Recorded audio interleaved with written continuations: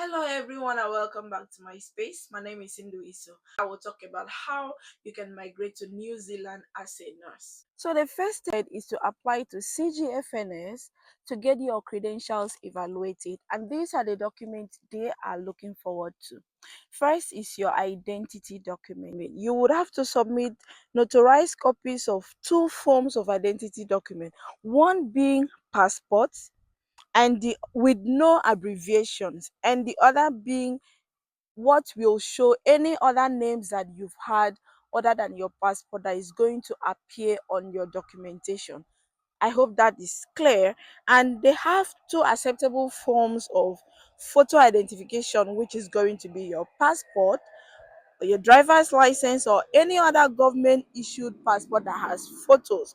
And the other ones could be your birth certificate, marriage certificate, divorce certificate, legal name change affidavit. Remember that these documents have to be notarized by either a notary public, an attorney, um, commissioner for oath, that has to be signed, stamped, dated, and certified as the same copy as the original. Next thing is for your nursing qualification equivalent to New Zealand qualification. This is a degree basically, but I would say if you have a diploma and any post registration qualification, just gather everything and send to CGFNS and see what they will have to say. The next document you're submitting is your employment history. So this has to be 1,800 or more of your work experience after registration as a nurse in your home country. So there will be a form that you are downloading. Most of these things, there will be a forms that you're downloading when you're doing your CGFNS application that you'll be using to fill out these applications. So they need to see that you have practiced for 1,800 hours, like I say, 37.5 hours a week, which is more like the standard working hours for most nurses worldwide. Other than in Nigeria, we work like 40 hours, because if you are doing a day shift, that's 8 hours for 5 days, that's 40 hours per week, which is not a problem. But if you've worked as a nurse for 1 year, then you are qualified to apply for the registration. Let's talk about the English language test exams. If you are taking the IELTS, then you have to have a minimum of 6.5 in writing, 7 in listening, speaking, and reading. But if you are taking the OET, then you have to have 350 minimum for reading, listening, and speaking, and then a minimum of 300 for writing. Also, you could be um eligible for an alternative pathway, which this means that your education that led to registration was taught and examined in English in the United Kingdom, Singapore, Ireland, Canada, or the United States of America. Or you already have a current registrations that required you to pass the English exam in these countries.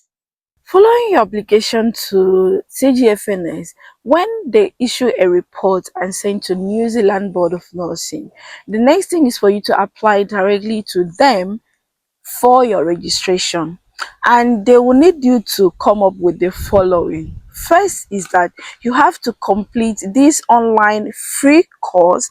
There are two courses, and these courses, all nurses must complete two free online courses introducing you to culturally safe nursing practice in New Zealand. You must also have the fitness to practice checks, and that means you undergoing a criminal history check, and then the competency assessment. Those are the three basic things. So the first one is for you to do these online courses. It is free online from their website. You can click and create an account and take that test and take that course. There is a test at the end of it that you have to do, that is online. Next thing is for you to do your criminal history check, which is basically like police clearance. They have a partner where they partner with the one you do in Australia and in New Zealand rather, and the one you would do in your home country. Then next is the competency assessment. For the competency assessment, some nurses will be required to undergo it while some will not. So if you're a nurse that have registered with the National Record of UK, Ireland, Australia, Canada, United States of America, you may be exempted. You will be exempted in taking the competency assessment. Otherwise, you have to do them. So the competency assessment is in two parts, like I have explained in my previous video. There are two parts: the theoretical part and the OSCE. The theoretical part is taken in your home country, while the OSCE will be taken in Australia. And after you successfully pass these two exams, you will be qualified to register with the Nursing Board of New Zealand. I know most of us are itching to know how much will it cost to get this done. Now, the first fee is the CGFNS fee, which costs 300 US dollars. Be mindful of the currency. Next is international criminal history check, which will cost 159 Australian dollars. Next is the competence assessment examination. So like I said, the part one is the part A and B, which is the medication safety and the nursing knowledge, is 140 New Zealand dollars.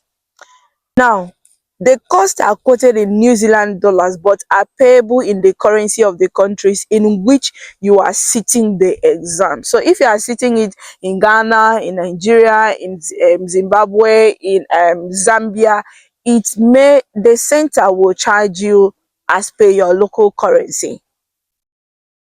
Next fee is the clinical competence assessment. That's the nurse mode simulation center. That's for the OSCE. So there is the orientation and the preparation course.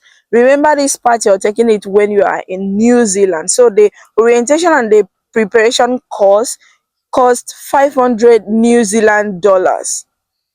OSCE cost 3,000 New Zealand dollars. If you are to receipt the OSCE, you will still pay 3,000 New Zealand dollars.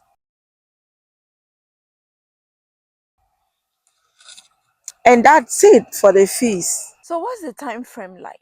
How long will it take you for you to get all of these things done? First of all, most of these things depends on you, from when you are able to gather all your documents. But from what they have on their website, the current time frame is at least 5 months from when you submit an application to the council till when you're going to finish. So the timing that you're submitting your document to CGFNS is not part of it.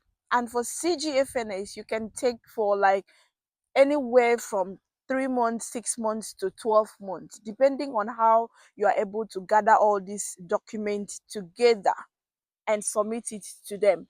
Because if you do not give them complete documentation, they are not going to touch your application. So all these things, it depends on that. But from the time frame, if you have any query from CGFNS, you have at least like 6 months to 1 year. If it passes that, then your application is going to expire.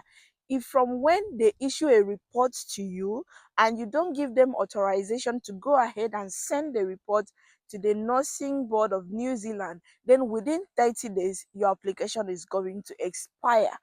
All these things will be advised in the emails they are sending across to you. Now, the next question will be, how will I be able to get a job to be able to move to New Zealand? Now, the Nursing Council has made it categorically clear that they play no role in employment of nurses across to New Zealand. However, they impute a link on their website which you can go there to search for jobs. And I tried to do that. I saw many job opportunities like the ICU nurses, the med-surg nurses, that you can apply to these people, and these people, they offer relocation assistance for those who wish to go over there.